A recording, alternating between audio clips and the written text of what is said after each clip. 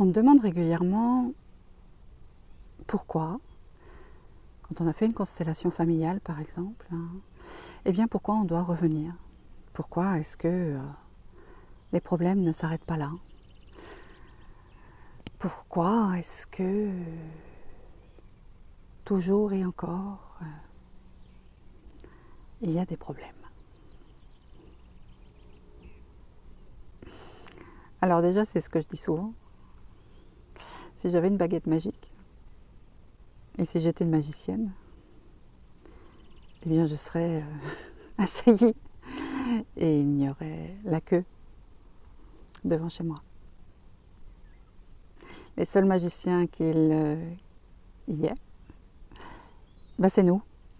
C'est nous pour nous-mêmes. Ensuite, la question de savoir, pour une problématique donnée, pourquoi est-ce qu'on doit parfois y revenir? C'est une question un peu plus spécifique. En systémie, en constellation, quand un thème, quand une problématique est explorée, on ne revient pas dessus. Elle est explorée. Et pourtant, il est possible qu'une personne ressente le besoin de venir à nouveau explorer cette même thématique, mais sous un autre angle. C'est-à-dire que la demande spécifique sera différente. C'est un peu comme le cercle avec ses 360 degrés. Eh bien, nous pouvons observer et explorer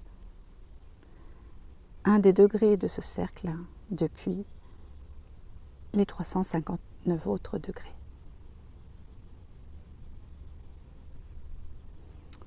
Et parfois, c'est nécessaire de revenir regarder, explorer, observer, sentir, délier, libérer, pacifier peut-être d'une autre manière ce qui, à un moment donné, n'était pas visible ou bien n'était pas prêt non plus. Alors je prends ici le thème des constellations familiales et systémiques. Cependant, ce que je suis en train de dire, de par mon expérience en cabinet, au cours de cette dernière décennie, et des centaines de personnes accompagnées, je peux aujourd'hui dire, de par mon expérience et mes observations, que nous sommes toujours ces 360 degrés à tout instant. Et que nous ne cessons en fait de nous mouvoir au sein de ce cercle que nous sommes nous-mêmes. Et que ce sont comme des couches qui nous composent. Et lorsque nous allons explorer l'une de ces couches, entre guillemets, une de ces thématiques,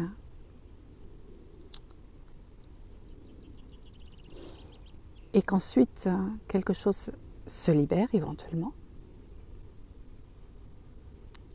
alors c'est comme si de l'espace était créé pour que la couche suivante puisse apparaître.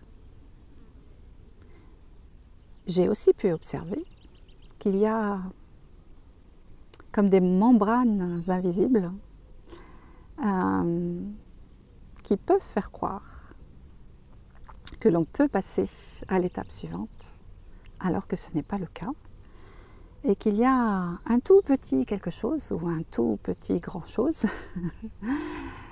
qui qui empêchent de poursuivre le processus.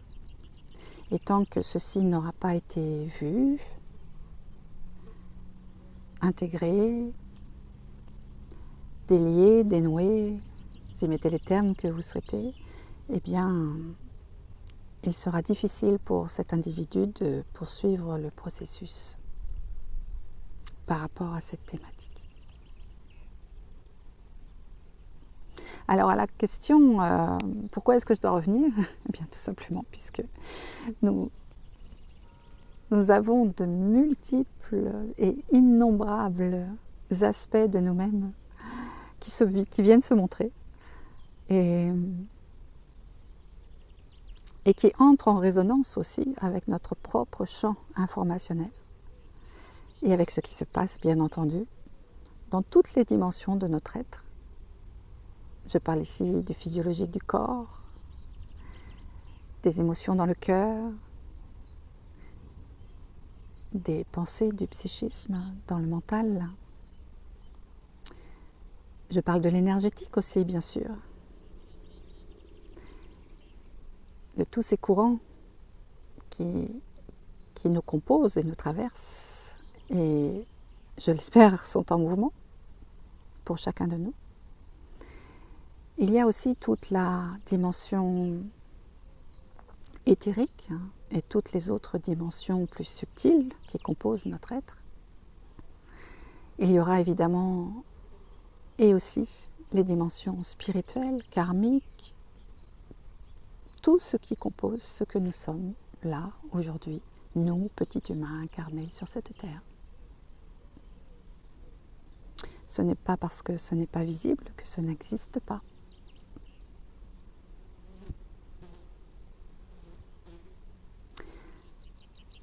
Alors quand nous explorons quelque chose qui vient nous gêner et nous empêcher d'accéder à la nature profonde de ce que nous sommes, il est possible que cet obstacle, ce frein, ce blocage ne soit pas localisé seulement dans l'un des aspects qui nous constituent, mais que peut-être il entre en résonance dans divers aspects de notre être. Et en fonction de notre cheminement, de ce qui se passe pour nous dans nos vies, eh bien, d'autres points de vue, et là je reviens à l'image, à la métaphore du cercle de 360 degrés, alors quelque chose se montre différemment, s'exprime, se manifeste d'une autre manière pour nous. C'est l'une des explications que je peux donner depuis ma place d'accompagnante à la question ou à l'interrogation régulière de mais pourquoi est-ce que je dois revenir? Pourquoi est-ce que ce n'est pas réglé? Au risque d'en décevoir, ces processus-là, très certainement, on ne s'arrête jamais. On vient juste affiner la propre perception de ce que nous sommes, la compréhension de qui nous sommes, pour venir embellir et rendre plus fluide et plus joyeuse et plus amoureuse également l'expression de ce que nous sommes réellement ici sur la planète Terre.